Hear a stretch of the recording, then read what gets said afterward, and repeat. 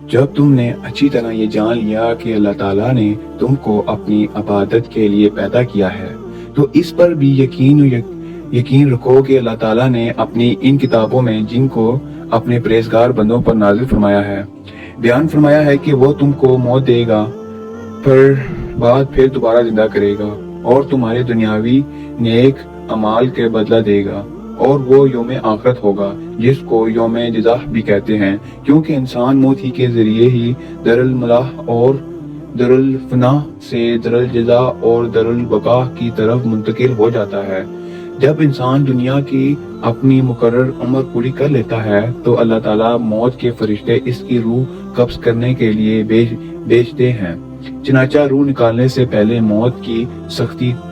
ترین تکلیف سے دوچار ہونے کے بعد وہ مر جاتا ہے۔ اگر وہ روح بندہ مومن کی ہوتی ہے تو وہ اللہ تعالیٰ اسے دارالنعیم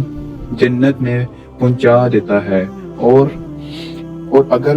کافر کی ہوتی ہے تو دارالعذاب جہنم میں پہنچا دیتا ہے،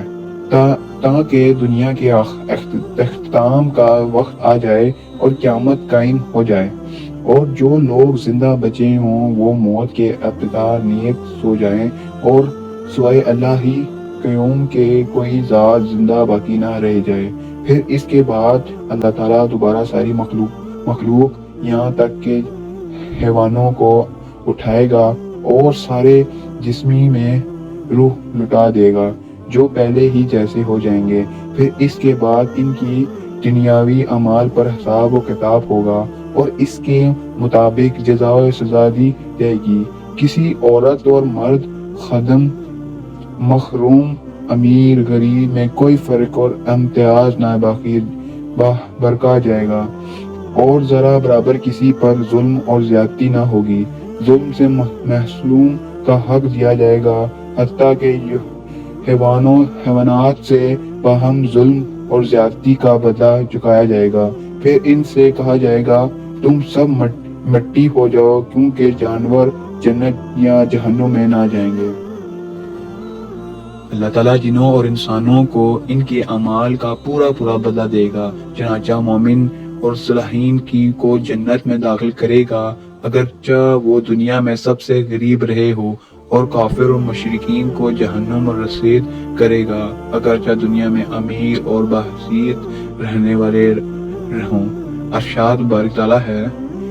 تم میں اللہ تعالیٰ کی نزدیک زیادہ عزیز والا وہ شخص ہے جو زیادہ تقوی والا ہے۔ جنت اور دوزخ میں فرق۔ جنت طرح طرح کی نعمتوں سے بھرپور جگہ ہے جسے انسان بیان نہیں کر سکتا، جس میں 100 درجے ہیں، اور ہر درجے کے لیے قوت و ایمان اور اللہ کی اطاعت کے اعتبار سے باشندے ہیں۔ جنت میں سب سے کم درجے والا شخص دنیا کے بڑے سے بڑے بادشاہ کی عیش و آسائش سے 70 گنا زیادہ عیش و عشرت میں ہوگا، اور دوزخ، اس سے اللہ تعالیٰ ہم کو پناہ دے، وہ گناہوں گاروں اور عذاب و سزا کا مرکز ہے، جسے کے بیان سے جگر ہل جاتے ہیں اور آنکھیں اشکبار ہو جاتی ہیں۔ اگر قیامت کے بعد دوبارہ موت ہوتی تو معاذ دوزخ کے دیکھتے ہی سے لوگ مر جاتے، لیکن موت تو صرف ایک بار آتی ہے جس کے ذریعے انسان دنیا سے آخرت کی طرف منتقل ہو جاتا ہے۔ انسان کو اس نے زمین سے یعنی مٹی سے پیدا کیا، اور یہ اس طور پر ہوا کہ اس کے جزا مجر حضرت آدم علیہ السلام کو مٹی سے پیدا فرمایا، اور دوبارہ مرنے کے بعد قبر میں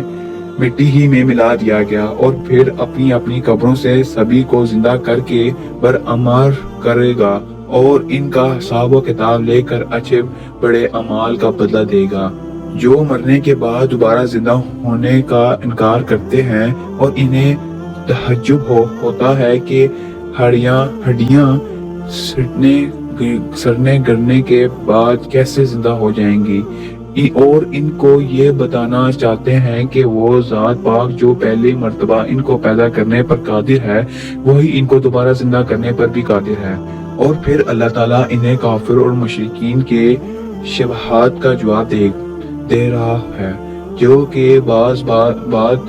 اموت کا انکار کرتے ہیں اور اس کو ناممکن تصور کرتے ہیں، تو اس کو ثابت کرنے کے لیے اللہ تعالیٰ نبی کریم صلی اللہ علیہ وآلہ وسلم کو حکم فرما رہا ہے کہ